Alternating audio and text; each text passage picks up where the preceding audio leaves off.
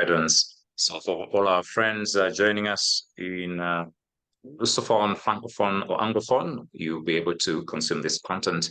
We should also say thank you very much to all our supporting colleagues from different regions who, even after this interruption, will be able to make news and coverage and discussions and learning points because all the content that is being shared here will reach out to everyone.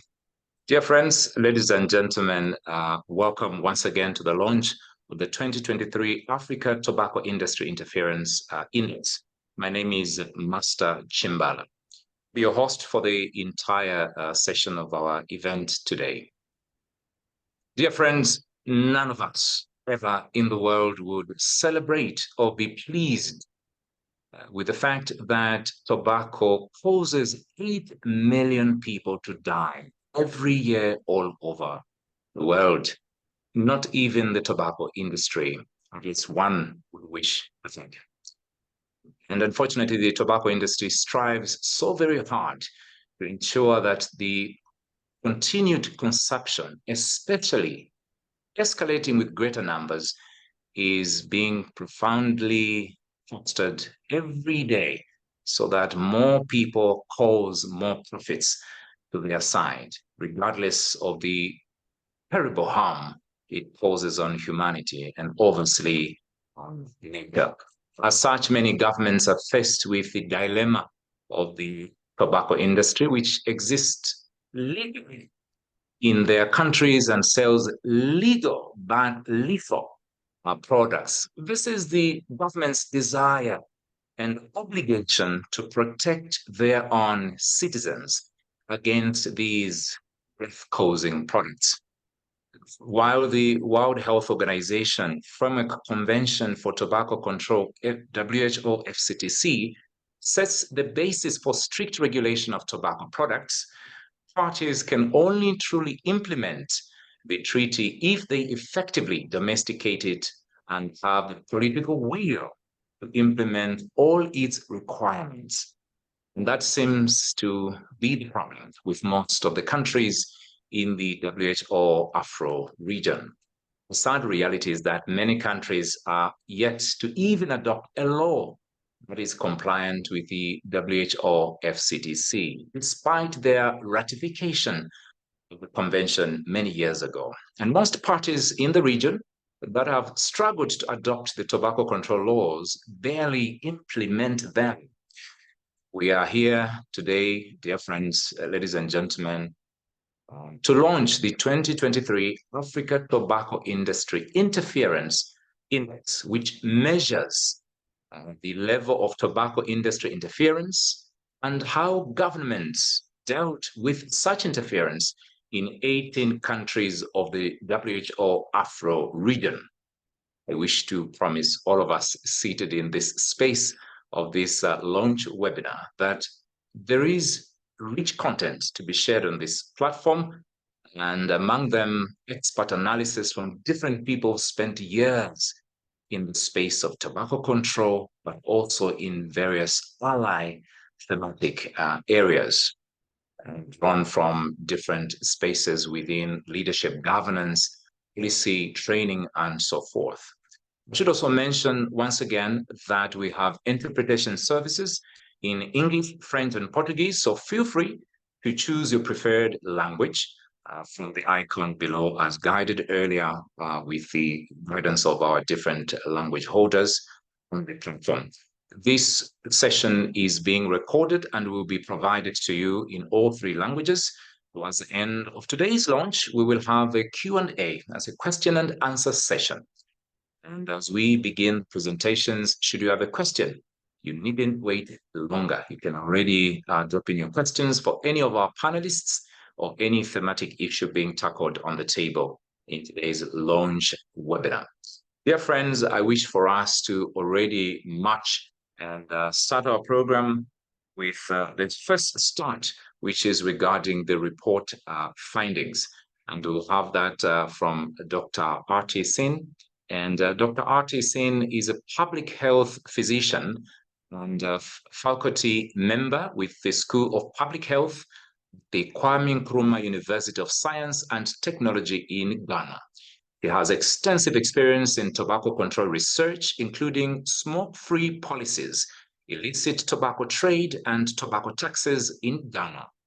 Dr. Artie also led the generation of the African Regional Tobacco Industry Interference Index for 2021 and 2022. Dr. Artie, great welcome, and thanks for being part of the space in our interactions on this webinar today. I'm very, very excited. And let me already drop a key question to start up our conversation to Dr. Artie here as she gets in to share with us. In your team, you developed this, when you developed this research, just kindly share with us the key findings and recommendations that you drew up regarding this entire space of the tobacco industry interference index. Dr. Artie, over to you.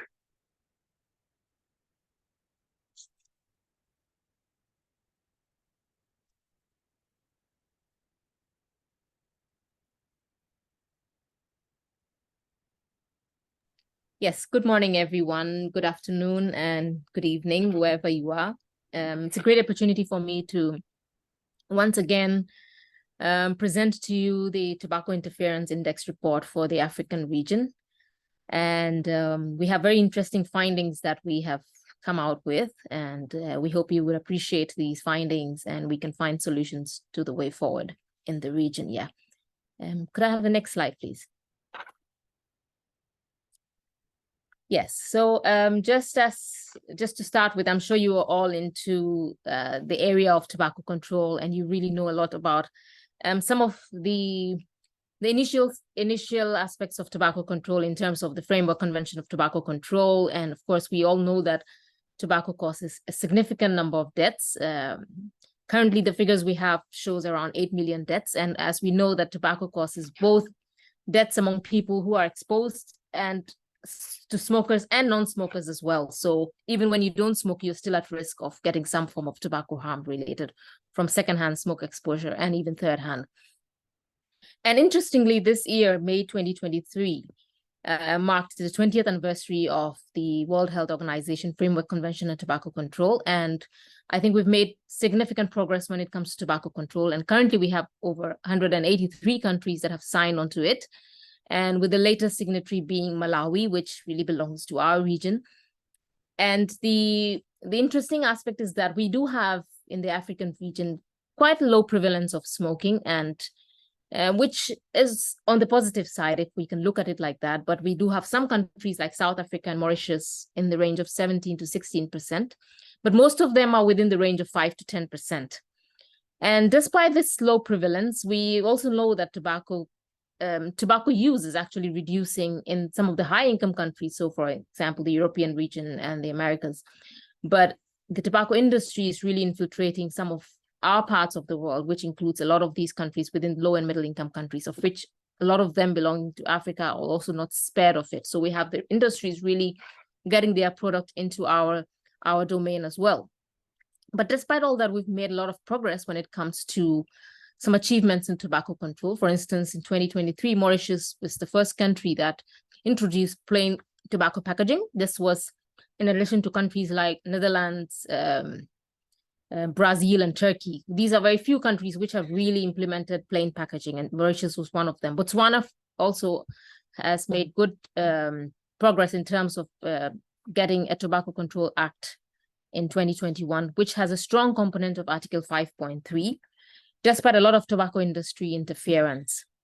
And like I said earlier, that the region is also experiencing some of the high rate of increase in the numbers of tobacco users. And this is mostly coming from the population growth and improving income of people. And then, of course, new products such as electronic cigarettes and both nicotine and non-nicotine derivatives that are actually being introduced into the region.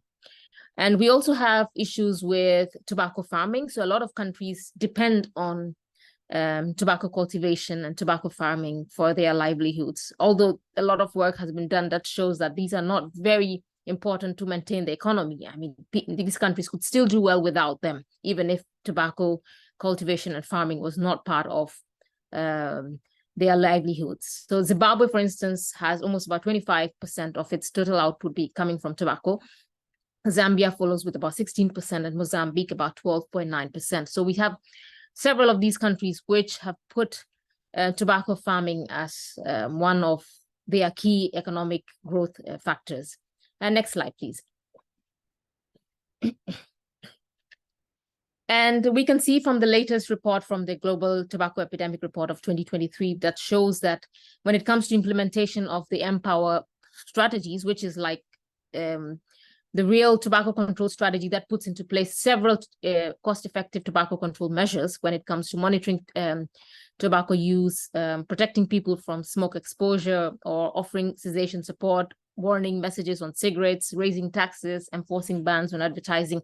We've come out quite significantly, even in the region as well.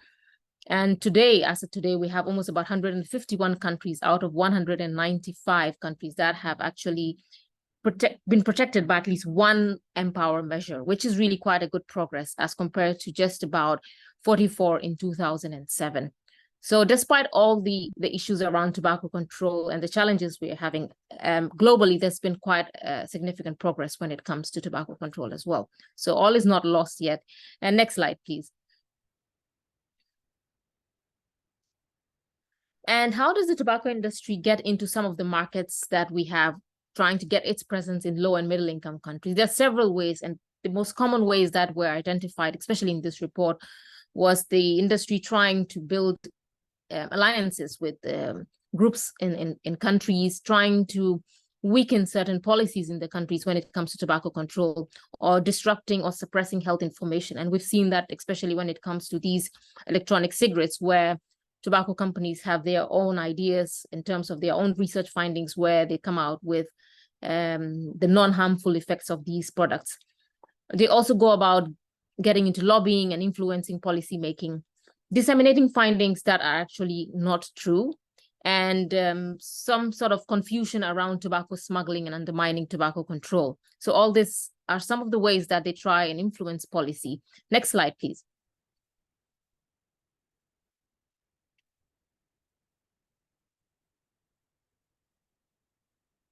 So the report for the Tobacco Industry Interference Report is actually the way that countries are implementing Article 5.3, which is part of the WHO FCTC guidelines, and how these countries meet their legal obligations to this article.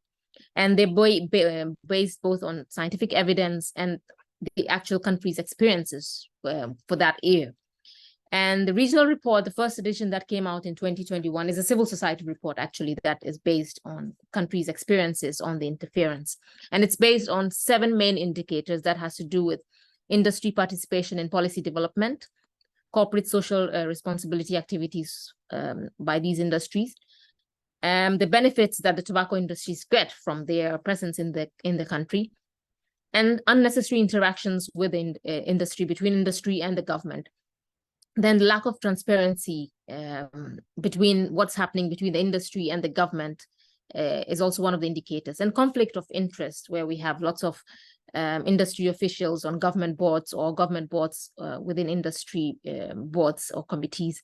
Then preventive measures is the last indicator, where we look at how these countries are able to protect themselves from these industries' effect.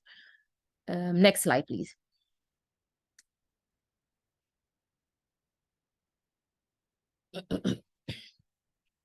So in 2023, the scores look like what we have on the screen. And as you can see, that we can see interference in almost all the countries that we looked at the reports of. These were 18 countries that presented their reports for this year. And Cameroon was scoring the highest. So the higher the score, the more industry interference that the country faces, followed by Tanzania at 79 and Zambia at 77. So these were like the 3 top countries with the highest scores. But we also had countries like Botswana, Ethiopia, and Uganda, which really had lower scores.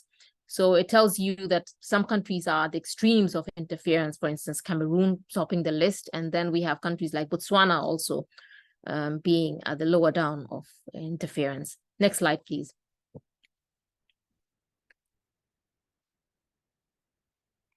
And we've worked on the reports from 2019 to 2023, and there's a lot of interesting findings in terms of the fact that what we see over the years is quite consistent. Some countries have consistently been topping the list. So when it comes to Zambia, South Africa is actually doing a little better than it was in 2019, where we have seen the scores going down. But Zambia, Tanzania are some of the countries that really have been continuously over the board when it comes to the scores.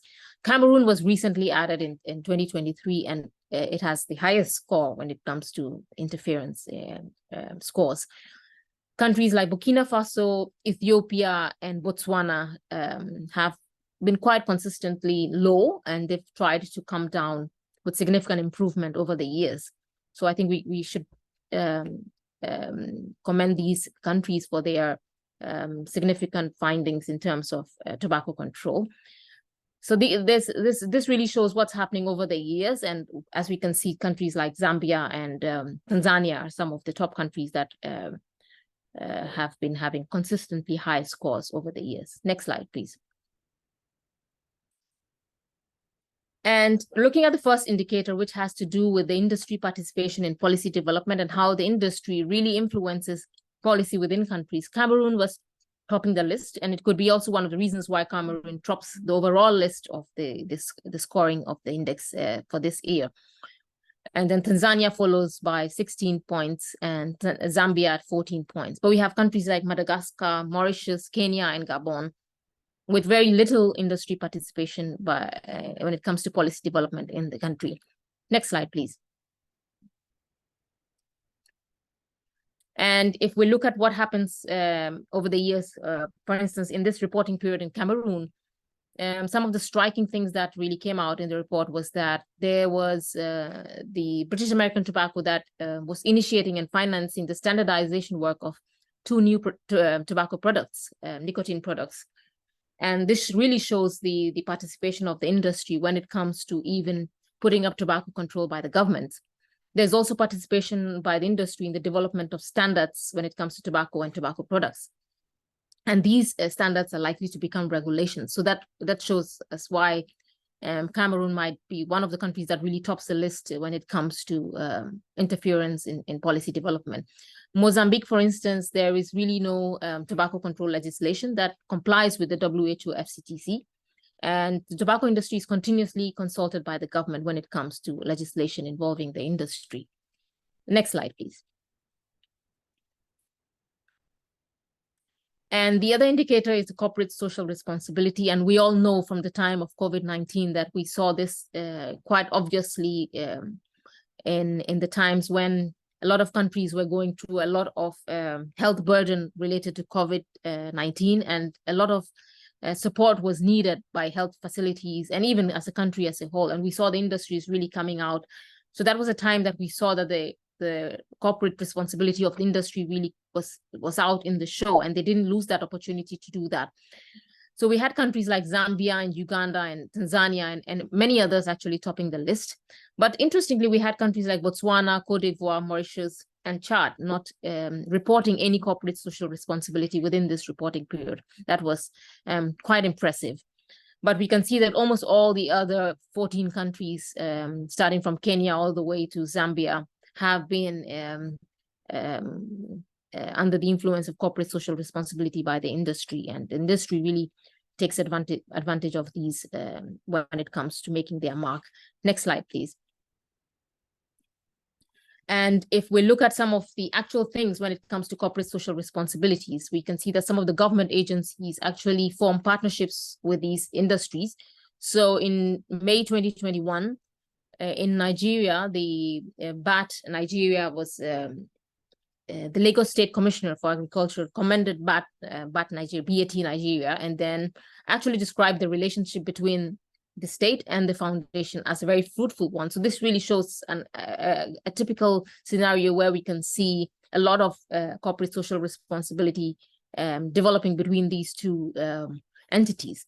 And despite a lot of endorsement from the government and activities that are really banning all these things, we still have covert activities by the industry that are very obvious in some countries like Ghana, for instance, the Atlas Network, which has some affiliation with the industry, sponsors programs in Ghana, such as the Youth Opportunity Summit, which also has some industry links within the country. Next slide, please. And in Madagascar, for instance, there were several cases of the CSR activities when it comes to the industry and the government. Quite an obvious one was that the Ministry of Public Health and Imperial Brands relationship, where there was this support for health projects, almost about 63,000 USD was given out to fight against the spread of COVID-19 in 2020. And this has been happening in over the years, and the Malagasy state in Madagascar actually is quite vulnerable to the industry's social activities and their financial support. So this was one country that really showcased a lot of CSR activities when it comes to tobacco industry and the contributions made by them. Next slide, please. And the next indicator is with the benefits to the tobacco industry. So there are a lot of things that the government does that indirectly or directly benefits the industry. Some of them have to do with delaying the passage of taxes on these products, or increasing taxes, or they have longer time when it comes to implementing health warnings on cigarettes, or in the terms of introducing novel products and putting up very little regulations on these. And these were quite obvious in some countries such as Tanzania, where tobacco taxes have remained the same for the past 3 years running. And the government also supports the tobacco industry in terms of giving subsidies when it comes to production and inviting more companies to purchase the crop, where we have a lot of tobacco farming as well. Then in South Africa, there's been almost a 10-year delay when it comes to ratifying the protocol to eliminate illicit trade in tobacco products, which is a very important protocol when it comes to halting the illicit tobacco trade that happens in many countries, including South Africa. Then we have Gabon, which has passed the law to pass pictorial health warnings, but they've actually not been applied even till date. So these are some examples how the tobacco industry is able to benefit from the government delaying several of these tobacco control measures in these countries. Next slide, please. And in terms of the benefits, we have Cameroon topping the list as well, where they scored almost about 10 points. And several other countries were also high, like Mozambique, Madagascar, Zambia, Tanzania. So I think when it comes to benefiting the industry, we have almost all the countries doing something directly or indirectly that benefits the tobacco industry. But we still have Botswana and Ethiopia way down the list in terms of the tobacco industry getting a lot of benefits from some of the tobacco control measures. Next slide, please. But despite all this, we still have a positive side of the story where we've seen tobacco taxes increasing in many parts of the region. So, for instance, Ghana passed the Excise Duty Amendment Act this year on March 31st. And this was actually to replace the less effective excise taxes on tobacco products and introduce a hybrid structure. Mauritius also in their budget of 2023-24 announced an increment of excise duty taxes on tobacco by 10%. Similarly, in Nigeria, we had excise taxes on tobacco increase from 30% to 50% ad valorem. That was also effective mid-2023. In South Africa as well, they have introduced taxes on e-liquids, as well as increased taxes by 4.9% excise duties on cigarettes, which has actually been quite on the positive side of tobacco control, because we all know that tobacco taxes are one of the most cost-effective measures when it comes to tobacco control. Next slide, please. And there's also unnecessary interactions with the industry and the government. So there are certain interactions that the industry and the government have that really should not be present, but they do happen in many countries. And some of these interactions could be in the form of accepting assistance from the tobacco companies, or opportunistic social events and gatherings where you have tobacco industries coming to these events, or you have government officials attending some of these tobacco industry events. Then we have the formation of some sort of non-binding agreements, or developing even personal ties between government and industry officials. And within this period, we saw that Botswana, Gabon, and Ethiopia and Mauritius, on the good side, did not report any interactions in this reporting period. But we had countries like Madagascar and South Africa and Tanzania, which had the highest scores when it comes to these unnecessary interactions in some of these forms that I mentioned. Next slide, please. And so we can clearly see that there's really no unnecessary interactions in countries like Botswana and Ethiopia, Gabon and Mauritius, but we see them quite high, Madagascar and South Africa and Tanzania, and most all the other countries also have some sort of unnecessary interactions with the industry and the government that really goes all in the benefit of the industry. Next slide, please. And in Tanzania, for instance, some of these unnecessary interactions were quite obvious. And the picture that you can see there is actually the Italian ambassador to Tanzania and the retired ambassador, which was at an event in a five-star hotel in Dar es Salaam, where there was this launch of a luxurious cigar lounge. So this really shows sort of an image of what really happens within some of these countries, where we can see quite close personal ties between government officials and the industry, and their presence in many of these events within the country. Next slide, please. And in some countries, there were also reports of the industry actually receiving awards. And Nigeria, for instance, had this event where it gave the BAT Nigeria won the award for the best food, beverage, and tobacco category award within that sector of awards that were provided. And in Zambia, for instance, Japan Tobacco International was actually given the award of the Employer Award of the Year and this was actually for the second time in the country. Kenya as well, we saw the BAT Kenya that got almost about 6 awards at one of the Energy Management Awards in 2023. So the industry also benefits and is quite recognized in terms of even receiving awards in some of these countries. Next slide, please. And one of the ways that the industry also gets its presence felt in terms of supporting them and giving unnecessary interactions when it comes to policy and tobacco control measures is trying to assist the government for their own benefits when it comes to the fight against illicit tobacco trade. And this was observed in several countries like South Africa, Cameroon, Mozambique, and Uganda. In Uganda, for instance, the Uganda Revenue Authority actually accepted a cigarette destruction machine from BAT in an attempt to fight illicit tobacco trade.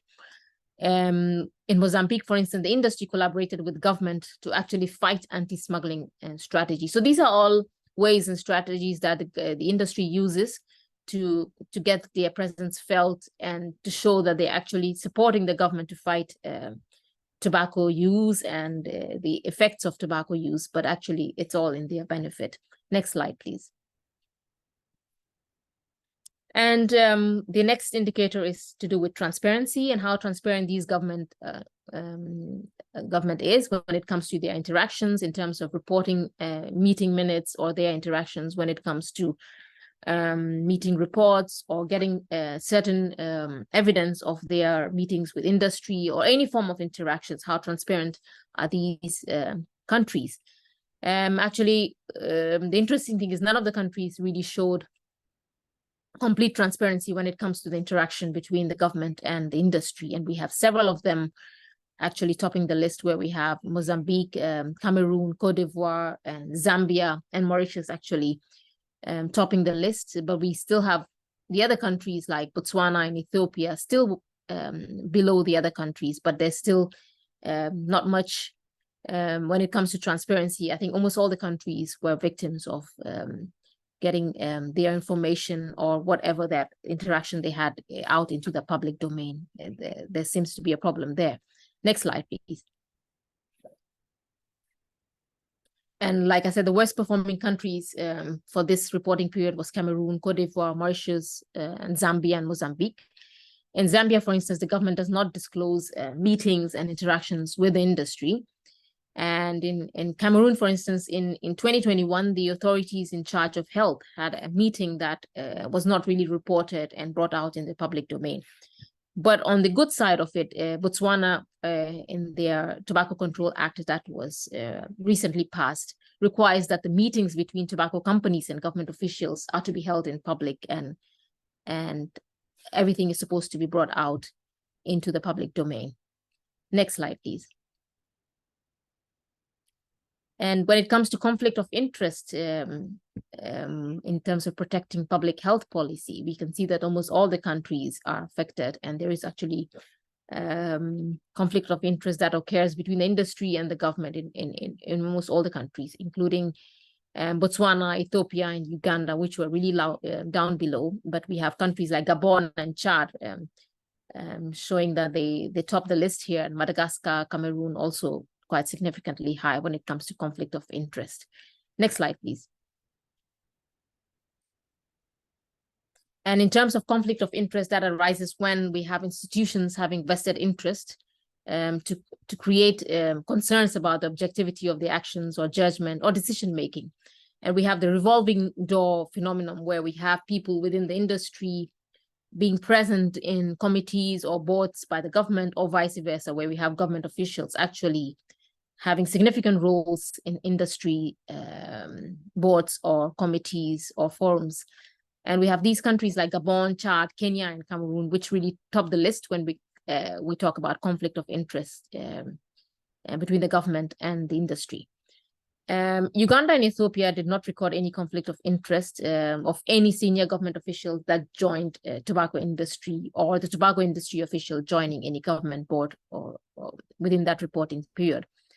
And we have also some of these industries that provide like some sort of monetary support in anticipation of maybe some political leverage or elections or upcoming programs. And that was quite obvious in Chad and South Africa, where we did see some of these industries providing that monetary support for political elections and all that. And next slide, please.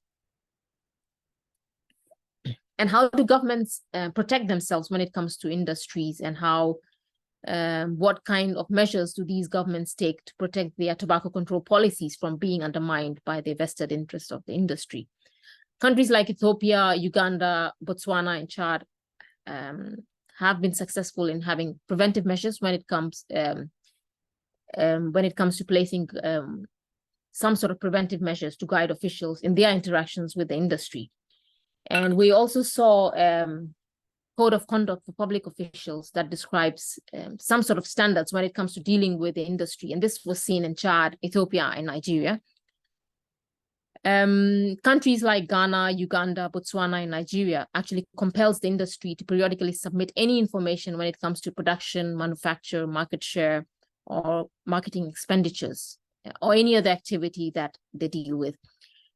And one of the requirements in the preventive measures, according to the Article 5.3, is that there should be a policy that disallows the acceptance of any form of contributions or gifts from the tobacco industry. But we can see that it happens in almost all the countries. And currently it exists in about 8 of the 18 countries that we generated a report for. Next slide, please. And when it comes to the preventive measures, like I said, almost all the countries do not have some sort of full protection when it comes to protecting their policies or their laws and control measures from the industry. Zambia, Mozambique, and Madagascar top the list. And when it comes to Ethiopia, Chad, Uganda, and Botswana, they are actually below the scores as compared to the other countries. Next slide, please. And some of the ways that the industry influences these governments and the way the government is able to protect themselves is by their procedures in place for disclosing records of the interactions with the industry. And we can see that many of these countries that we have here do not have any procedures in place for disclosing these records. We have them in some countries like Botswana, Burkina Faso, and Ethiopia. And the presence of a code of conduct for public health officials is really also absent in many of these countries. We have Chad as one of them that has a code of conduct, including Nigeria. And where the industry is required to periodically submit reports of the activities is also absent in many countries. But we have countries like Cote d'Ivoire and Ethiopia having some sort of regulations in place. And the presence of a program to raise awareness when it comes to FCTC Article 5.3, we can see that almost all the countries do not have anything like that except Ethiopia. And many of these countries do not have any policy that disallows the acceptance of any form of gifts or contributions from the industry. Next slide, please. So in conclusion, if we look at the scores when it comes to the reports that we generated in 2021 with that of 2023, you can see that the red bars indicate deterioration. So we can see that these countries are not doing so well, and the green bars shows improvement by these countries, some of these countries, and three of the countries such as Burkina Faso, Botswana, and Ethiopia showed quite some improvement when it comes to their scores of 2021 and 2023. And Cote d'Ivoire and Zambia showed marginal improvement, but it's still quite significant. Kenya was one of the countries that showed the highest level of deterioration, and we saw the scores by increasing almost 9 points between 2021 and 2023, with other countries like Nigeria from increased by 7 points and Tanzania by 6 points. Next slide, please. So based on the findings from the reports, some of the recommendations that we came up with that we think have been actually been present in many of the country reports that we looked at indicate that we need to look at these socially responsible activities and completely denormalize them or even ban them completely, so that there's really nothing like that in these countries, because that's one way the industry really gets to benefit through its agenda. And then maintaining a strong stance when it comes to industry interference in any form. So when it comes to the introduction of electronic nicotine and non-nicotine derivatives, putting these regulations and having a strong stance by these countries is an important move that we need to think about. A lot of these countries we saw did not even have proper tobacco control laws or regulations as a national law. And of course, we need to think about fast-tracking these country-specific laws and get these regulations in line with the FCTC. Capacity building and awareness, both public and political, is an important move that would benefit when it comes to the interactions that we see between government officials and the industry. Knowledge generation and evidence generation in terms of knowledge transfer is also very important. So getting a lot of research done when it comes to some of these novel products, including electronic cigarettes, is an important way to really bring out evidence, as we've seen a lot of it being done in a lot of high-income countries, and we cannot really transfer all the findings to our setting. So it's better we generate local data that would support policy development within our countries.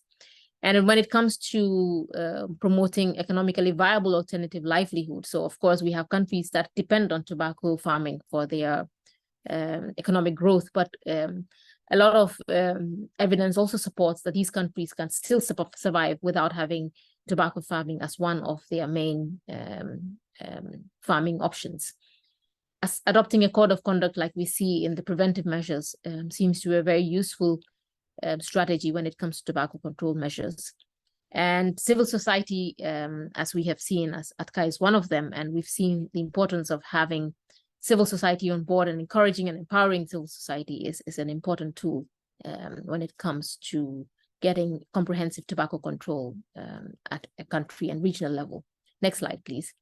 I think I'm almost coming to the end of my presentation, and I'll just end by an interesting quote by Michael Bloomberg from the Bloomberg Foundation, as he mentioned that as tobacco industry finds new ways to push its deadly products, we must also push back harder than ever. And I can see that we are actually trying to do that by even getting a report done at this time of the year is also an important move when it comes to tobacco control. And as national and local governments continue to lead the fight in protecting their citizens against the industry. I thank you for the opportunity to present the findings of this year. Thank you very much. Thank you, Dr. Singh. I should confess to you right away that hearing the great detail of your presentation brings both the big clap on the many progresses that we have made in the region regarding tobacco control, or the fight against, the great toxicities of tobacco and all that, especially on the legislative front. But at the same time, there's the heartbeat of asking, are we winning really? And gladly you echoed already in the start of your presentation that not all hope is lost.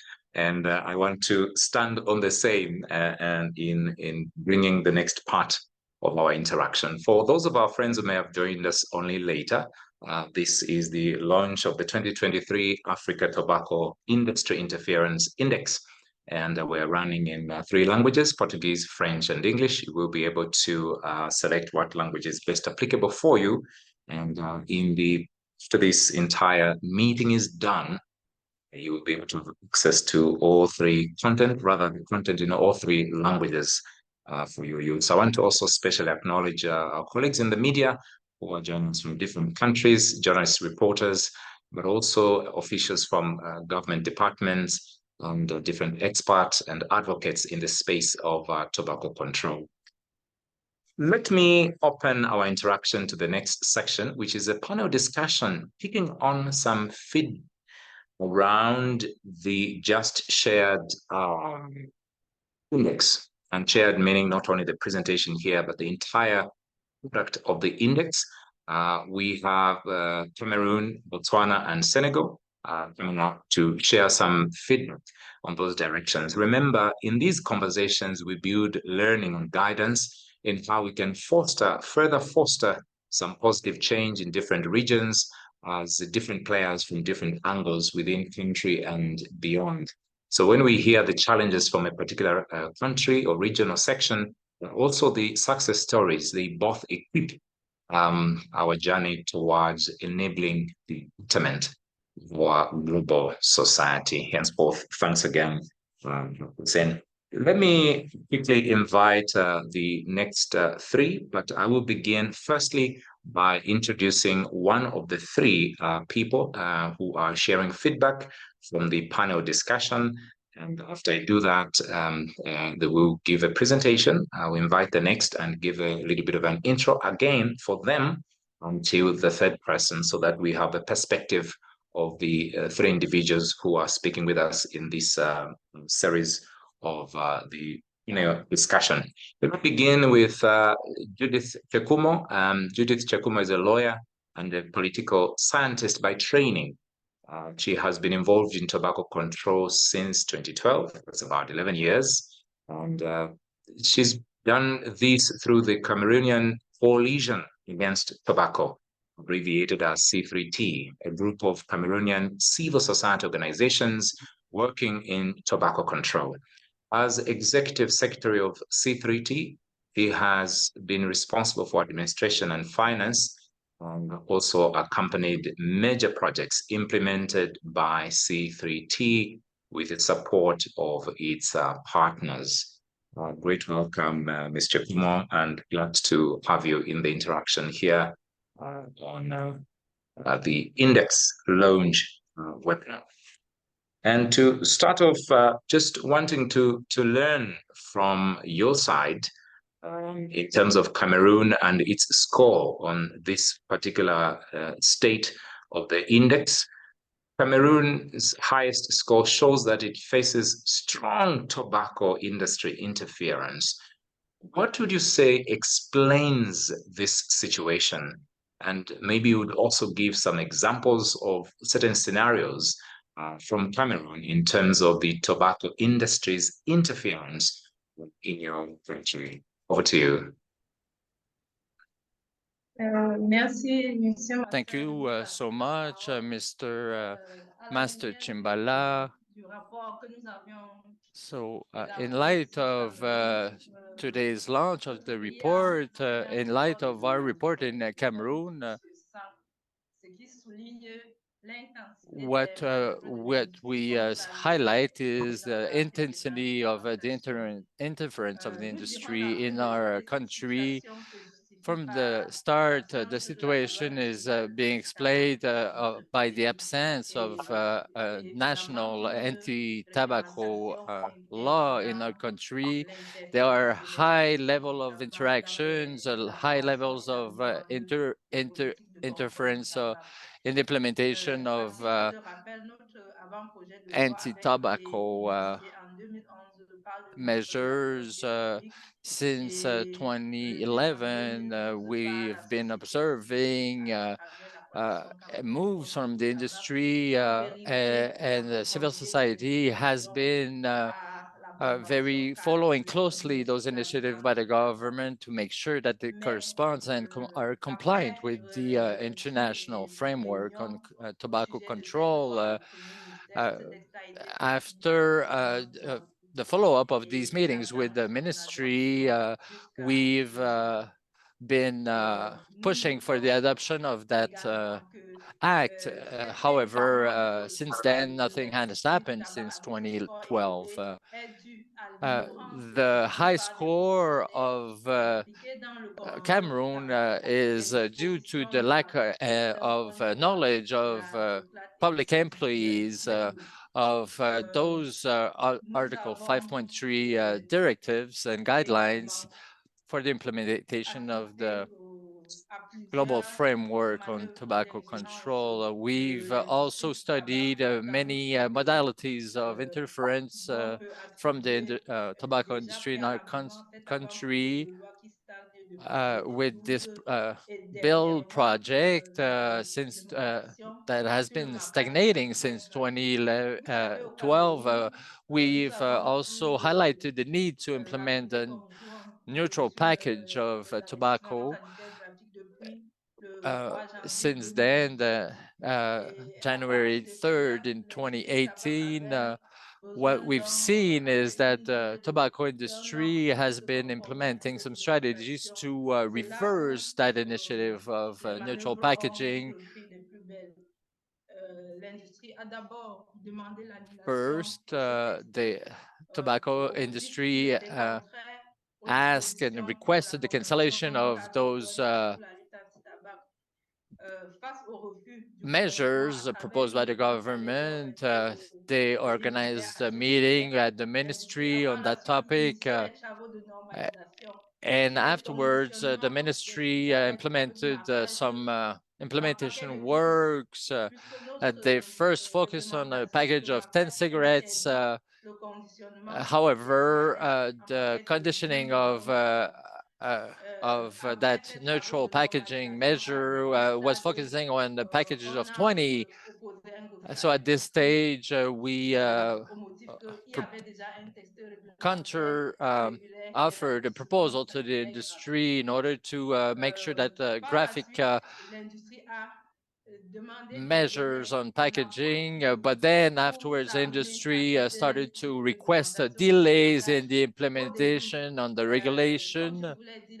As mentioned, the industry was really reluctant to be compliant with that regulation. They asked for a delay of 6 months because they said that they need to inform the different providers network to implement those measures.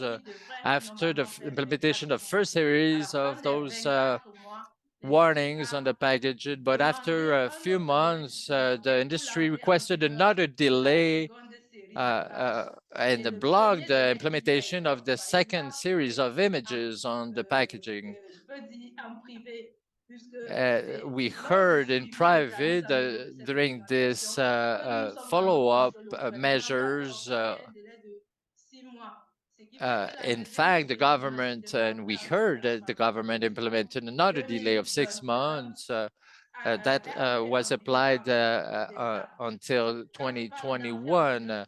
When I talk about implementation, so at the end of those 6 months, the industry requested another delay, and then an additional 3 months delay, and so on.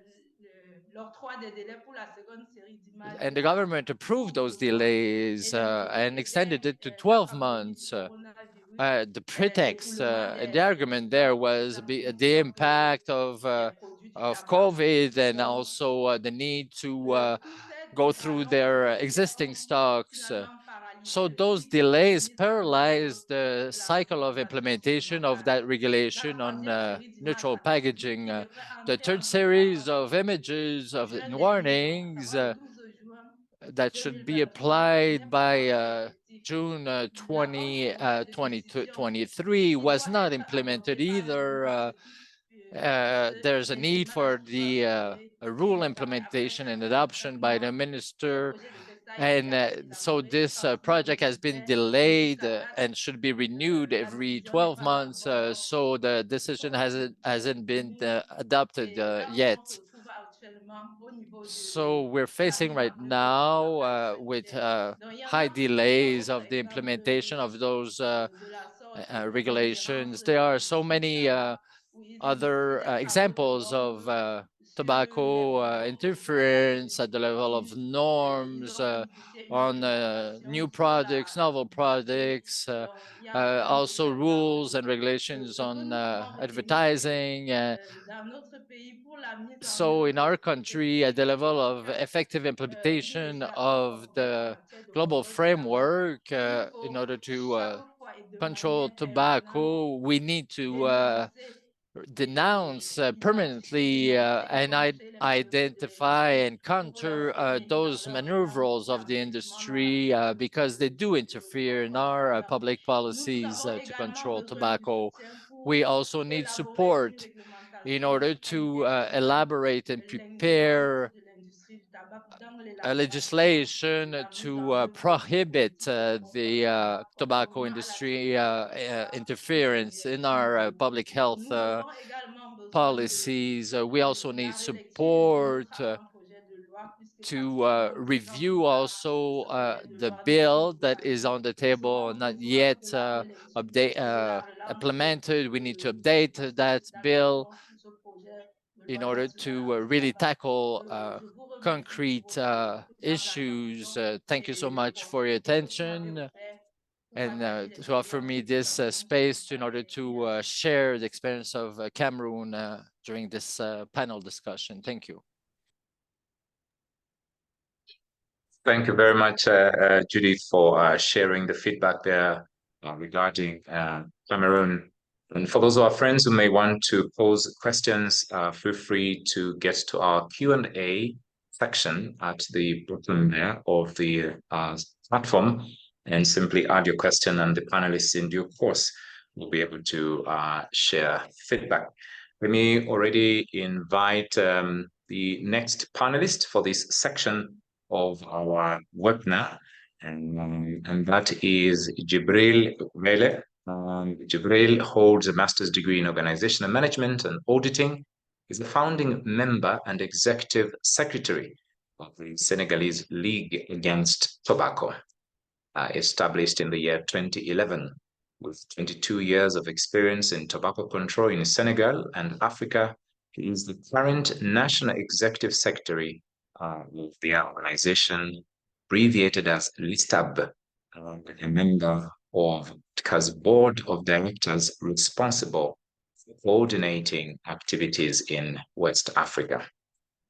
And thank you so very much, Jibril, for being part of our interactions this day on the launch of the 2023 Tobacco Industry Interference Index.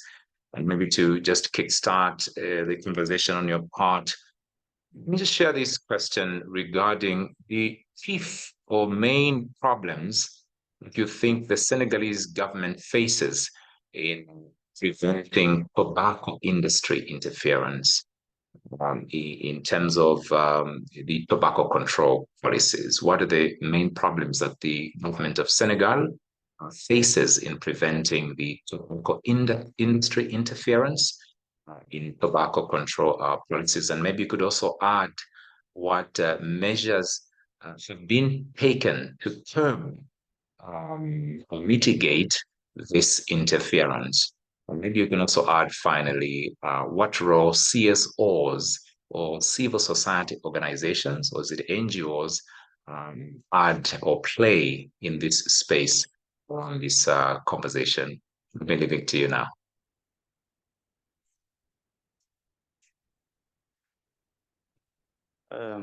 Merci beaucoup.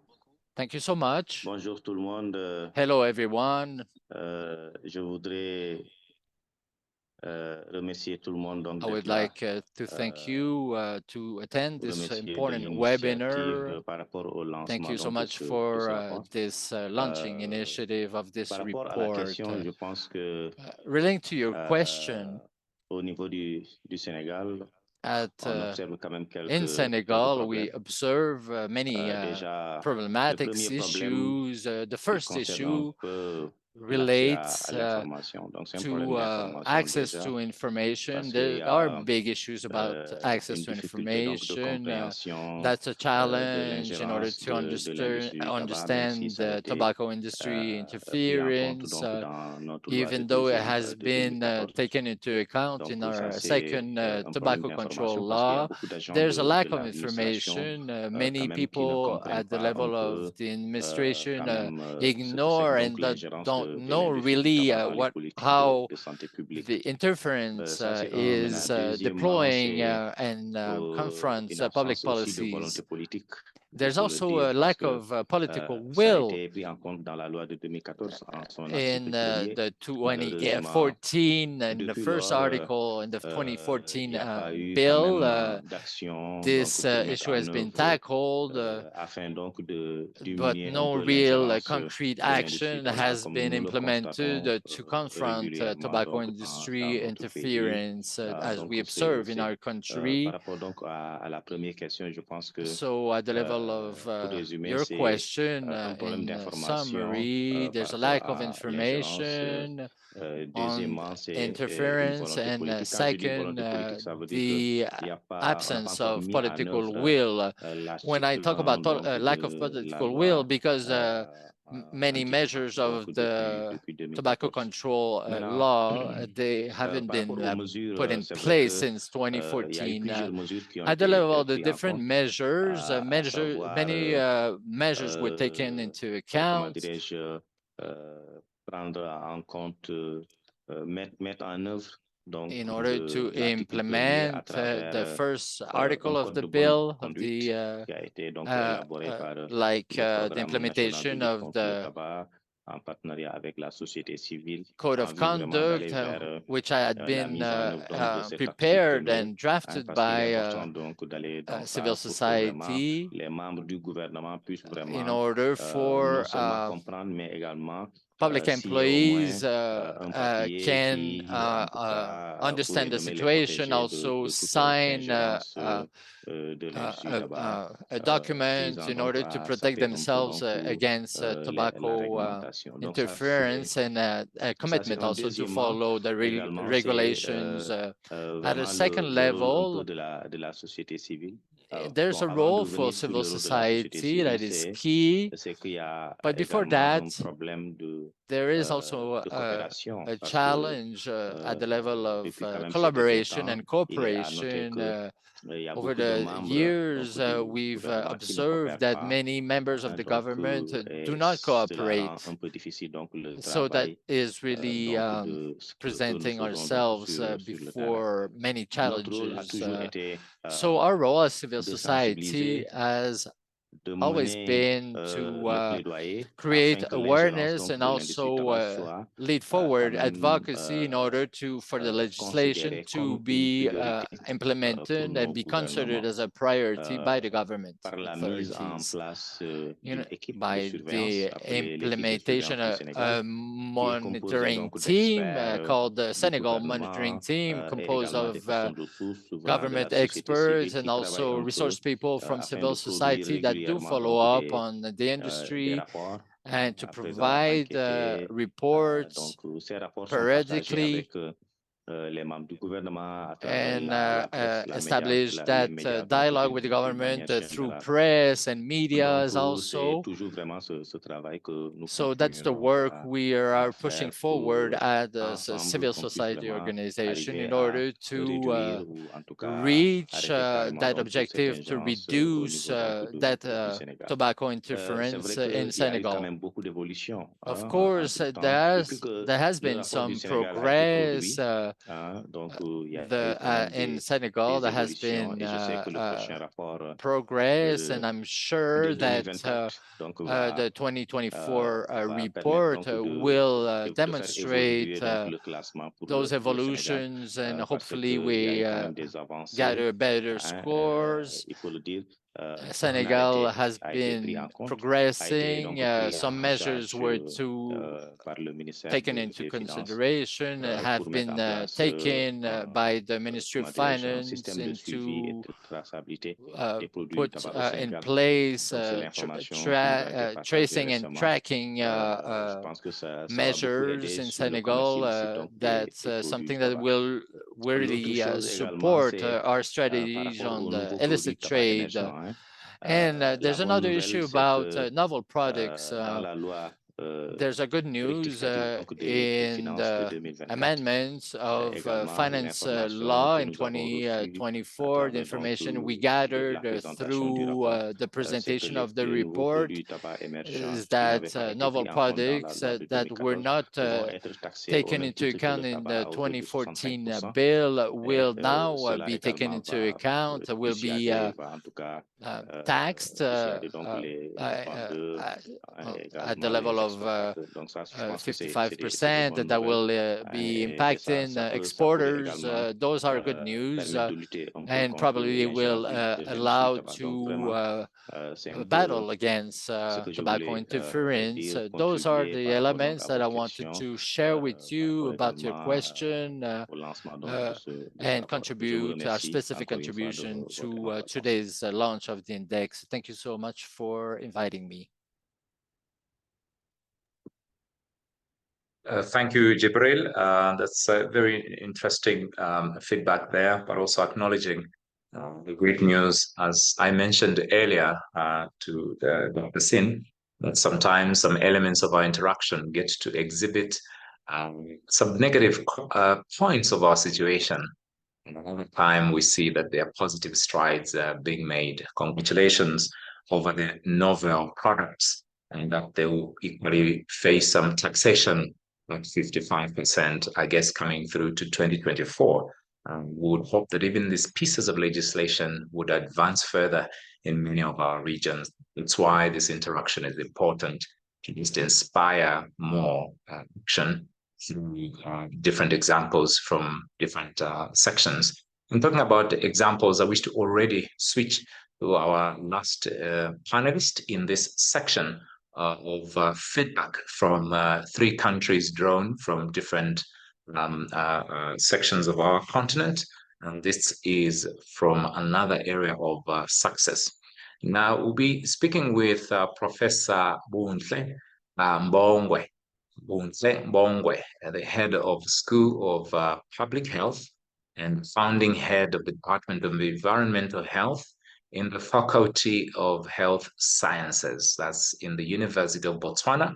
He holds a PhD in Environmental Health from the University of Pretoria, South Africa, and a Master of Science degree in Biology from the University of Ottawa in Canada. She has conducted research on diverse issues related to pesticides and toxic heavy metal exposures, tobacco and health, healthcare waste, management, HIV, non-communicable diseases as NCDs, and poisoning. Professor Mbongwe is a recipient of 2 WHO Director General Awards on Leadership in Global Tobacco Control, awarded in 2003 and 2021. She is the founder and executive director of the Anti-Tobacco Network. We are presented in this last part of the interaction, dear friends and ladies and gentlemen, with an interesting success story coming all the way from Botswana. And Prof comes in to share some very important elements. Prof, thank you once again for being part of our interaction in this Index launch webinar. And already we see that Botswana is revealed to be performing the best in the entire continent of Africa when it comes to protecting public policies from tobacco industry interference. The country scored just about 2 years ago in 2021, a mark of 50, and now 33, taking a very significant lead.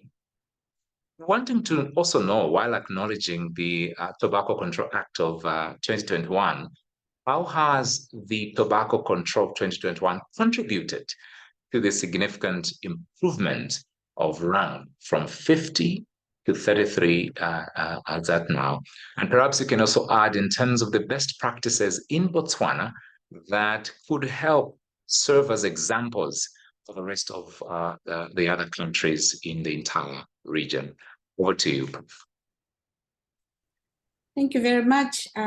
First of all, let me thank ATCA for this great event. And secondly, let me thank Dr. Ati for the very comprehensive report that she gave and the encouragement that she gave us. For Botswana, we've come a long way. And many will know that this has been a fight for survival because the tobacco industry never allow us to go to sleep in Botswana. So the big change has come about, yes, because the government of Botswana, despite the challenges and in the amidst COVID-19, chose to fight for the tobacco control law, the new tobacco control law, which was passed in 2021. The beauty of this act is that it, amongst all others, as much as comprehensive as it is in terms of the WHO FCTC, it is a very comprehensive also in terms of Article 5.3, in terms of the interests of the protecting public interests in terms of the tobacco industry. This new act requires transparency on interactions of the tobacco industry by the country. Additionally, this new act prohibits any partnerships or agreements or contributions, including voluntary contributions, among others, from the tobacco industry. And to top it all, it goes further, and which I think we should acknowledge as much as we are talking about Article 5.3. It goes further to comprehensively address Article 13 of the FCTC, which is closely linked to the Article 5.3, and therefore it totally bans tobacco advertising, promotion, and sponsorship. And it bans a display on tobacco products and so forth. The most what we can remember the most about the fight for this law, especially in the era of COVID-19, was when the tobacco industry challenged the Minister of Health in writing, and that in writing essentially trying to stop the passing of the new law. But then, and at the same time, as you would know, the tobacco industry was fighting very hard and was also convincing other government or parliamentarians to feeding them with information that would discourage the government from passing the law. And what we have learned from this, what made us win, one was the fact that we had evidence. So tobacco control must be, or strategies or interventions must be supported by evidence, because the tobacco industry also does research. And so we cannot afford to sit behind and believe that we will only rely on saying tobacco kills more than 8 million people around the world. We need to do more than that and have research at our local level to be able to provide our policymakers with information that they can use, that people can relate with within our own settings. So there was evidence-based information, and we must thank our partners, ATCA and many others who supported us also in providing evidence and to actually carry out some research situation analysis and be able to scan the environment within Botswana. The other important thing is, as advocates, we must get closer to the government, and we must be friends of the government. As much as a lot of times you know that there's a lot of friction between government and civil society, but we have to work at those relationships. And I'll tell you that during this fight, what worked the most for us was the fact that we were sitting at the same table with the government as the government was debating this law in Parliament and helping each other for the good of the country. So, as at the end of it all, the public, because of the evidence that we all were sharing with the public in terms of the harms that are caused by tobacco, in terms of what the tobacco industry is doing to stop or to prevent public health from prevailing, the public then rallied behind us. And at the end of the day, then we all won. As much as we have won, it is not easy. As we speak, the government of Botswana is working on regulations in order to implement this law. It's another battle that we have to deal with, because as you will know, even coming up with regulations is not going to be an easy task, because the tobacco industry is still, trying very hard to win other political arms of government so that they can be able to win their own battle. And so we still need to come up together. And I agree with Dr. Ati that we need to continue to push back, and we need to continue also to look for capacity build, to have capacity building. Our government officials do need support, because at the end of the day, our tobacco control offices are not just focusing on tobacco. There are many other competing priorities for governments. And so at the end of the day, even the tobacco control offices do need to be strengthened in order for governments and the nations to win at the end of the day. So those for me were the lessons that we learned, and we continue to soldier on, and will rely also on the help of other international organizations. Thank you very much. Thanks a lot, Prof. Thank you so very, very much. It's great to receive different angles of lessons to inspire our journey. It reveals that when you talk about regulations, it really means, as we should all acknowledge, that the journey doesn't really end on Tuesday or Thursday, but the week is way longer. I think power is in knowing that there's a lot of positive strides and successes that we can harness, also spread around, such as we're doing in this interim. Dear friends and ladies and gentlemen, just a quick reminder, your questions to the Q&A. I see that there are different people sharing and others coming in, in different languages. That's more than invited and welcome.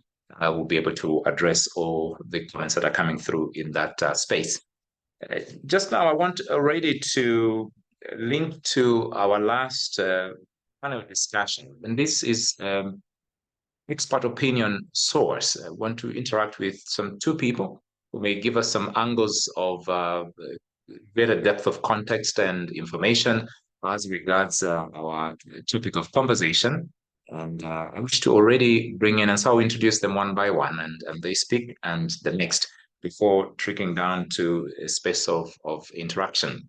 And let me begin with Professor Olalekan Ayo Yusuf. He's a well-known leader in the tobacco control space in South Africa and the world over.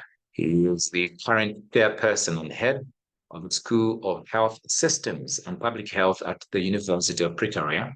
He has been involved in tobacco control research for over 20 years and has led several longitudinal studies on tobacco use, particularly in South Africa. He's the director of the African Center for Tobacco Industry Monitoring and Policy Research at the National Council Against Smoking in South Africa. Prof, great welcome. It's lovely to have you in our interaction in the launch of the 2023 Tobacco Industry Interference Index. And as Prof gets set in a few seconds to just speak with us, let me already highlight our primary question in this introduction. As an expert in tobacco control in Africa and also executive director of the African Center for Tobacco Industry Monitoring and Policy Research, ATIM, what thoughts do you have on Dr. Artie's presentation on the thoughts made by the 18 parties to the WHO FCTC, and also what are your recommendations to the parties, the different countries in that space? Prof, over to you. Thank you very much, and thank you for having me. And indeed, a significant milestone in tobacco control in the region. And Dr. Artie, congratulations again for being able to put together a very high quality report, which I hope would motivate member states, and particularly beyond even the countries that, beyond the 18 countries, to take action as it relates to tobacco industry interference in policy process. So, I have a few comments. First is the fact that the report itself suggests that a significant number of countries deteriorated in scores as in relation to tobacco interference, suggests preventing tobacco interference is not an event, but an ongoing process that must be mainstreamed with policy process, be it policy development, adoption, or implementation. And so there's never an end to it. So everybody needs to be conscious, and every country needs to be conscious that it is something that you have to keep doing. The second point that I see from the report, it is quite the positive, quite heartening to see that increases in excise tax in 2 countries and introduction of excise on e-liquid for e-cigarette, which has remained a concern in many countries. However, it is also important to note that most countries of all these empire measures have not really taken the tax, raising taxes to the level that is best practice as prescribed in the WHO FCTC guidelines. But knowing that Mauritius becoming the first African country to adopt the full-scale tobacco control measure shows that it is possible to do all of this in terms of empower and many more. And I'm very glad to see that at least we can show as a continent that we have the ability to move forward and fully implement the FCTC, because sometimes people say it's not possible to do this in the continent. So the lesson from that for me, or from all this findings, is that we must remain focused on tobacco, on implementation of the WHO FCTC as envisaging the SDG 3.8, including developing building capacity for research, policy research, and capacity of advocates to use evidence to drive research, because that becomes the basis, as Prof. Buntley said, to counter industry interference and industry arguments. And again, many of the evidence that has been drawn into this index comes from the ability to research and use them for the purpose of this report. Finally, given that the recent WHO epidemic, taking those results and looking at the WHO Global Epidemic Report, which suggests that most countries in the African region, Afro region, now have a daily smoking prevalence of 10% or lower.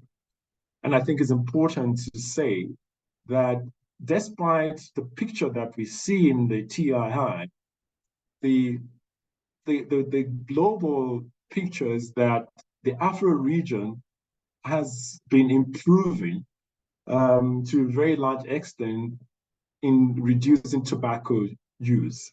Yes, the base of the population is much higher, and therefore the numbers of smokers may be higher. But currently, we do have most countries daily smoking below 10%, which, by the way, is what many countries in the global north are aspiring to be. And they are giving us all sort of other strategies that they are using. So, but this finding for me shows that we do not need the industry-driven and profit-motivated harm reduction. In fact, I'll call it harm normalization, because they want us to accept that you cannot live without nicotine or any other form of tobacco, but you must just accept that you will have less harm than cigarette.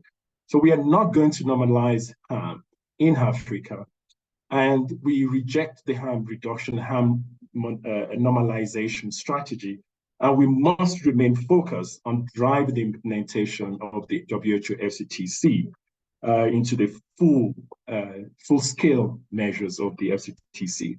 Thank you, and again, congratulate ARTCA and all the advocates, because this is for the advocates in the African region, and wish you all the best as we continue the struggle.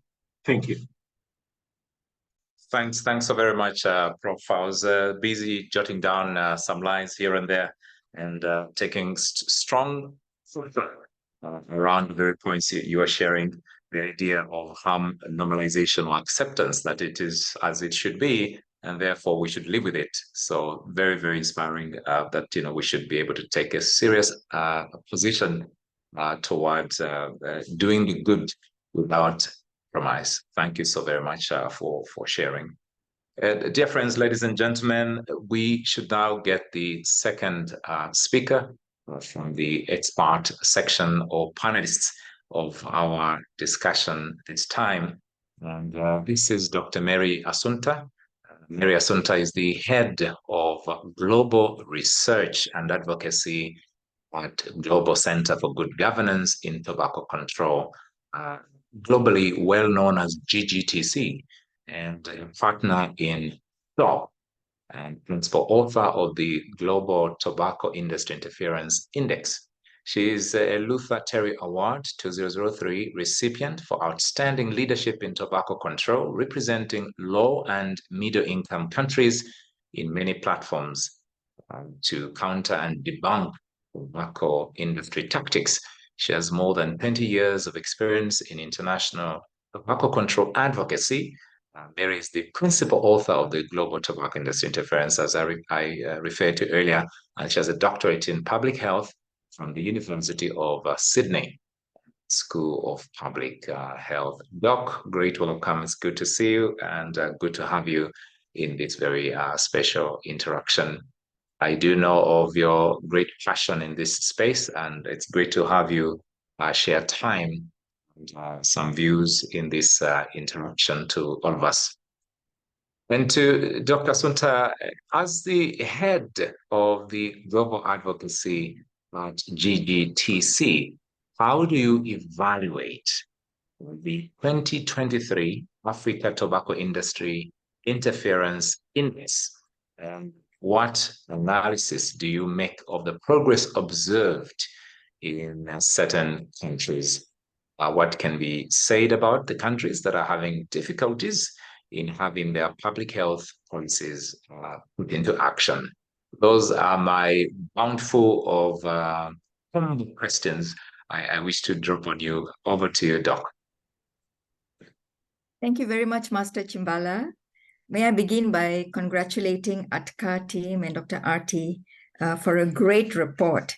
and also to acknowledge the hard work done by the 18 country collaborators in preparing their country reports, which then fed into the regional Africa report. The Africa Tobacco Industry Interference Index is really an important and valuable advocacy tool for Africa, and that is so because it is being taken seriously. Evidence is firepower. So the index clearly shows that only a handful of companies, and that's, Big Tobacco, BAT, Japan Tobacco, Imperial Tobacco particularly, are involved in the interference in public health across the countries. So the index has documented and exposed these companies' interference and how they undermine government efforts. But also the important point that the index represents is how governments have responded or not responded or collaborated with the industry in order to push its agenda rather than to protect public health. So while more countries deteriorated, as we heard from Dr. Arti, 8 countries versus those who improved, 3 countries. However, I want to point out that the countries that improved, Botswana, Burkina Faso, and Ethiopia, have actually done marginally better than the deteriorated. So this speaks well of their effort. It's reflected in the advancement in tobacco control in these countries. In other words, when you implement Article 5.3 seriously, when the government does that, tobacco control will move, will advance. And we saw evidence of that. In fact, we heard that several times mentioned today. And special congratulations to Botswana for their achievement in including Article 5.3 in their Tobacco Control Act. So tobacco control, the observation here, when I acknowledge what Botswana has achieved and also Burkina Faso and Ethiopia, I want to point out that tobacco control is not expensive. Implementing tobacco control is possible. Many countries, particularly in low-income countries, have actually done it. So it is not something that is beholden only to high-income countries. Actually, many low-income countries have adopted and implemented Article 5.3 in their legislation or in their code, and that has really contributed towards advancement in tobacco control. Among the countries that deteriorated, Kenya, Nigeria, Tanzania, I do want to point out that particularly in the case of for Kenya, elements of Article 5.3 exist in their legislation. So the problem here is that lack of implementation or a delay in the implementation of what is already in the legislation. So an important point here to remember is that the Ministry of Health is your ally. And so, you need to work closely with the Ministry of Health to provide support and technical assistance to them, as was indicated today by Dr. Bontley. Now, several countries that are languishing at the bottom, particularly Zambia, Tanzania, they seem to be moving in the opposite direction this past few years. So what we see is an increase in tobacco production and tobacco industry is encouraged, and hardly any movement or very slow movement in tobacco control legislation. And in the case of Zambia, we actually saw the adoption or the passing of Tobacco Act. And this is an act that actually promotes the tobacco industry and protects it. So therefore, while tobacco control is being left behind, the industry is actually being supported, and that really is moving in the opposite direction of what the WHO FCTC requires. We heard from Cameroon, and so they are a newcomer to the survey, but you heard that strong national legislation has actually been delayed since 2014.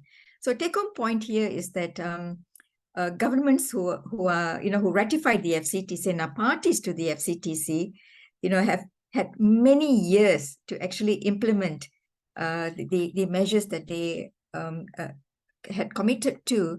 So we need to now point the light on where the delay lies or where the interference is really taking place.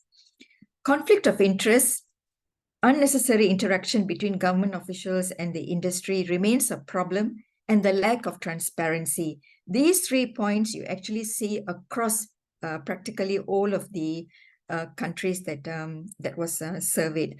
And this is a point not just for Africa. We notice this also in other countries, in other parts of the world as well. So this seems to be a problem that really must be addressed, and we need to pay attention to how to plug the loopholes there. Areas where more effort is therefore needed, I'll just touch on a few. CSR remains the main way in which the tobacco industry puts a foot in the door.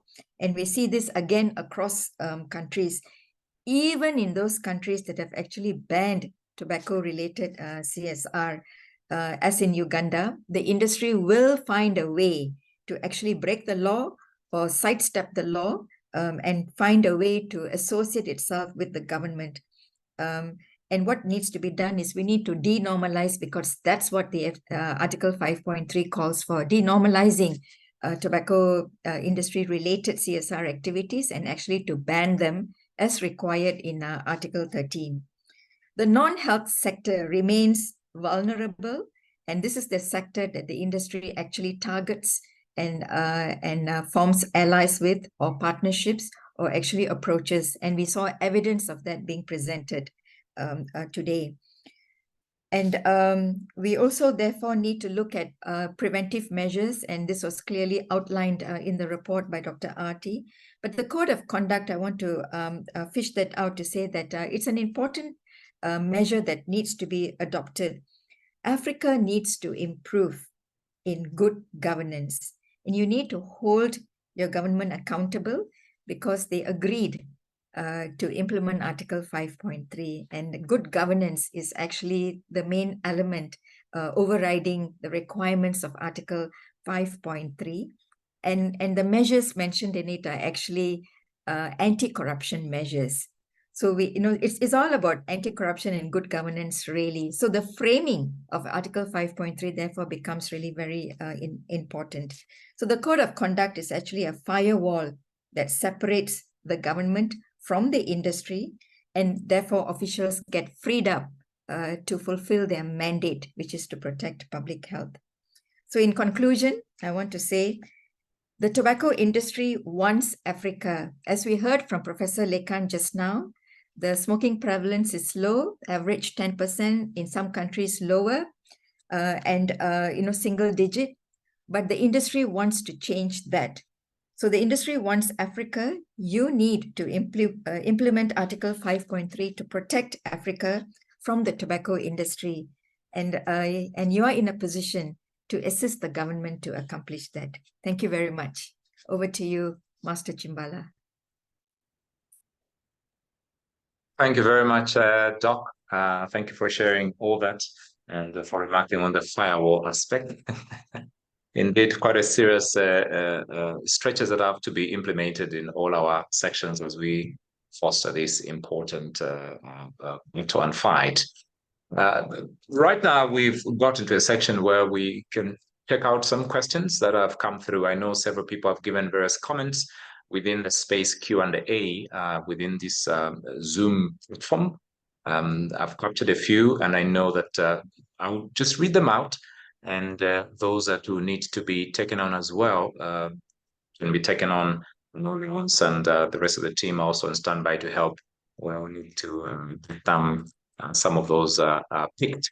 So I'll just read all of them. I picked just a few just now. From Abubakar says, Sierra Leone becomes the 38th country with tobacco control laws in WHO African region. How do they fare compared to the 18 outlined countries with regards to the Tobacco Control Interference Index? I'll read the additional 3, but while doing so, just for all the panelists, please take note that you may need to take 1 or 2 of these here and there, depending on which one is applicable for you. Mwangi asks and says, what are the sources of the data relied on? And I know this question is always important because of our media colleagues, including people like me, for purposes of news and reference. But also, I know that later, the detailed document is yet to be shared in that regard, which will provide a lot more bone to the stake. So that's from Mwangi, sources of information. Viviana asks and says, hello, I'm Viviana Diata. I'm writing to you from Senegal. My concern is the terrain occupied by tobacco interference in our different countries. What should we do to concretely stop this? All right, and finally, the last one is from Nkurunzinza, who says, I would like to ask the first panelist the reason why Burundi is not ranked, presented, and its data, as it is a country where the industry interference and tobacco consumption is high. Is it the lack of data or what? I guess this goes to Dr. Arti. So please, any responses? Maybe we'll begin with Dr. Arti or anyone who may be available among the panelists to take up any of these questions shared so far, or any of those you may have read on your own in our questions section, questions and answer section of our interaction. Panelists? Yes, I could just speak on the question related to why Burundi was not part of the report. I think it's based on the country-specific reports that these countries submitted, and I think Burundi was not part of those countries that submitted the interference report from their country. So I think that was why it was not included, and I think maybe Mr. Lyons would also have an answer to this. And in terms of the methodology and what data we use, most of these are from the reports that are generated by the countries and also from media and press releases. Yeah. Noted. Thank you. Lyons, will you come in? Thank you. Yeah, thank you. Thank you, Dr. Arti and Master Chambala. I think, yes, for country selection, we really also focus on some analysis that we do with our country partners, civil society in each country. And those analyses will come from, how government is performing in implementing the Article 5.3, and also how we see the industry, interfering some of those industry tactics. So Burundi, not on the list, but we will be increasing in terms of numbers. So soon, maybe it will be in the list. Thank you. Thank you very much. And there's a plea or an outcry that I would equally share from our colleague from Senegal, who's talking about the concern that the tobacco industry interference in our different countries seems to be succeeding in a way from Viviana's perspective, and I think many of us would in a way see it as such. And the question is, what can we do concretely to stop this? And I don't know who can take up that question. Yeah.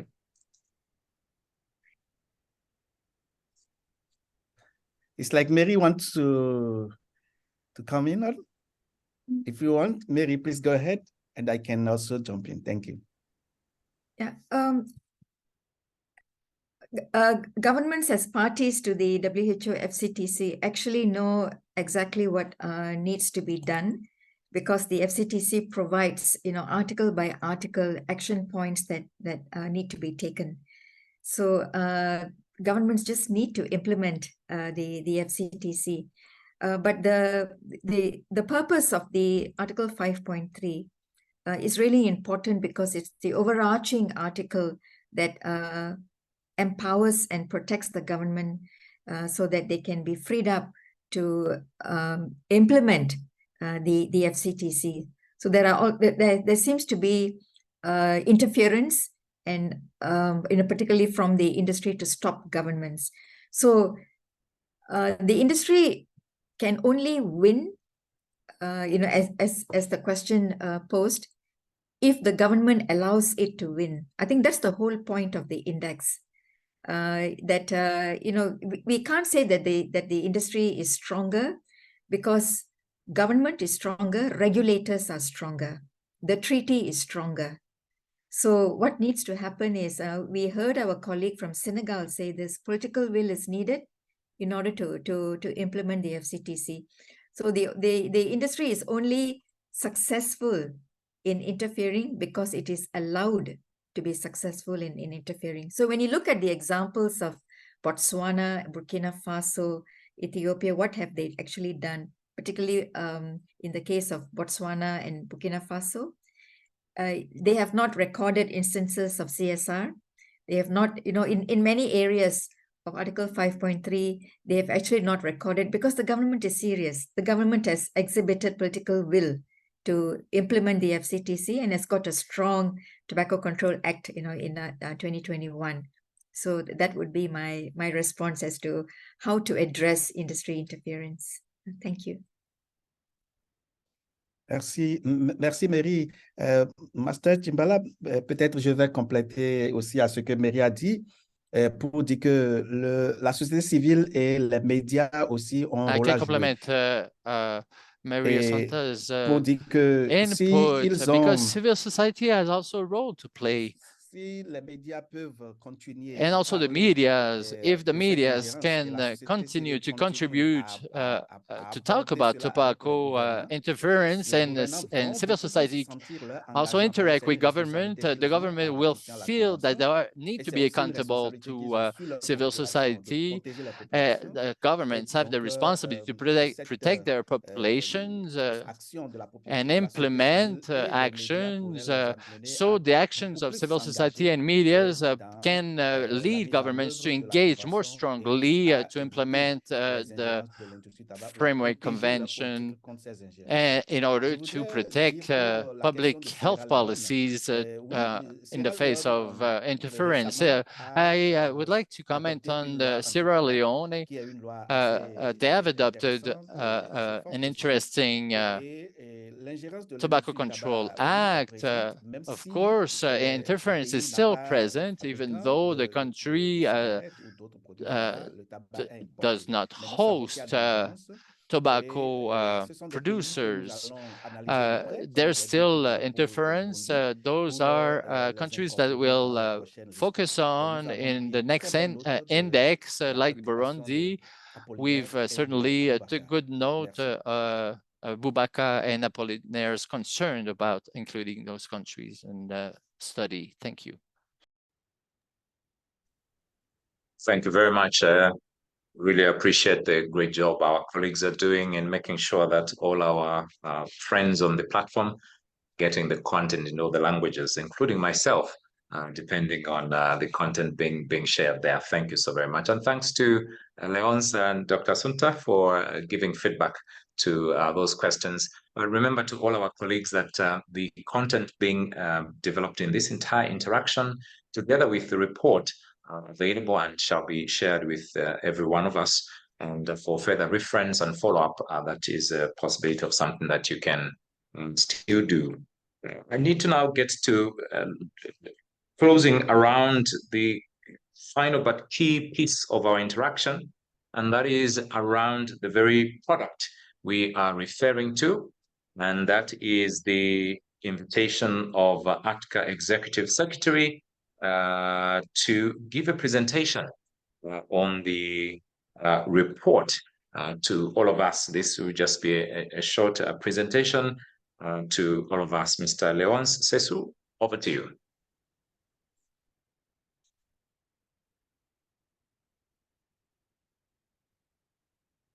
Merci, merci Master. Merci beaucoup pour la modération. Thank you so much for giving me the floor. I would like to thank our panelists for today's discussions and the launching event. We had fantastic contributions. I would like to thank Dr. Asti and her team, also Mary Assunta, to support us with all the GGTC's team, and also I would like to thank Professor Likan for his support, and all the partners that in all countries that have built this report from civil society. We had many advisors accompanying the process. I would like to thank everyone who have contributed to the production of each country's report, and also the production of the continent, the hemispheric African report. I would like to thank ACTA's team who have supported this effort. I would like to share with you the content of the report on the tobacco industry interference index. I'll share with you in the chat the link to this report. Of course, this report will be sent to everyone attending today's event with all the background information and also all the recordings of today's launching event. So you can see here on the screen the report that I'll scroll through it very quickly, and I'll share with you in the chat the link to access this report. You can read thoroughly the report. You'll see many information that have been shared today and dive through deeper in the information gathered through the index. So here you see the end of the report. So I would like, in conclusion, to take the opportunity to say to our country partners in 18 countries, to our partners that can use their the continent hemispheric report, the classification, the rankage of each country. The rank is also available for each indicators. So now the task is to exploit and use this report. This report will be available in French also. So we'll share it in French. As you can see, it's already available in English. So the link to access this report and read it and dive deeper in the issues, I can share it here in the chat. You can download the report as of now. So don't hesitate to use it, download it and obtain it. Here you can see it on the screen. If you want to also take a snapshot of the screen, there's also a short link, and so the main link is a bit long, but here's a shorter shortcut to we'll also share Dr. Acti's presentation. You'll also have access to all the content of each country reports and the global report for Africa. I'll stop here. I want to thank everyone, Mr. Chimbala, to have moderated today's discussion and the launch of the Tobacco Industry Interference Index 2023 in Africa. I want to thank also very much the interpreters that have supported us. They've done a fantastic work in 3 languages of the continent. So the report also covers Mozambique. So we have colleagues here that have supported translation in Portuguese. So before ending, I would request that we can take a snapshot of a family picture, a group picture. I invite to turn on your camera, Mr. Chimbala, Dr. Assunta, Judith, and everyone. I want to thank you all. I invite you to turn on your camera so we can take a picture of, and to celebrate the launch of this index. Caleb Deodatus, can you support us with that photo up? Dr. Acti, if you can turn on your camera, that would be appreciated. If Dr. Acti is still here, that would be fantastic to count on you on this photo operation. Okay. Thank you. Okay, great. Let's continue. Dr. Acti n'est pas. I believe that Dr. Acti is not with us anymore. So Caleb, please proceed with the picture. And when you're ready, just tell us, Mr. Wele, Jibril. Yeah, I turned it on. Thank you. Okay. D'accord, merci. Fantastic. Alors, merci à tous.